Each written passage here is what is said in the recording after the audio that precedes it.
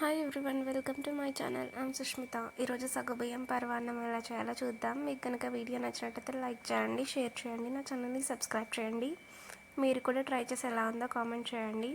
దీనికోసం ముందుగా పాలను పొయ్యి మీద పెట్టుకోవాలి. ఒక చిన్న గిన్నెలో సగ్గుబియ్యం నానబెట్టుకోవాలి. పాలు అనేవి పొంగి వస్తున్నప్పుడు మనం ఈ సగ్గుబియ్యాన్ని ఈ పాలలో వేసేయాలి. ఈ విధంగా సగ్గుబియ్యం వేసేసాక మనం పాలను కలుపుకుంటూ ఉండాలి, లేకపోతే సగ్గుబియ్యం అనేవి అడుగంటేస్తాయి. ఇది మనం సిమ్లోనే పెట్టుకుని వండుకోవాలి. పెద్దది పెట్టుకుంటే ఈజీగా అడుగంటేస్తాయి. ఈ సగ్గుబియ్యం అనేవి ట్రాన్స్పరెంట్గా అయ్యే వరకు ఉడికించుకోవాలి. ఇవి ఉడికాక అప్పుడు మనం ఇందులో ఇలాచీ పౌడర్ అనేది వేయాలి. సగ్గుబియ్యం అనేది ఈ విధంగా ఉడికాక మనం గ్యాస్ ఆఫ్ చేసేసుకోవాలి. గ్యాస్ ఆఫ్ చేసుకున్నాక ఇందులోకి తగినంత బెల్లం వేసుకోవాలి.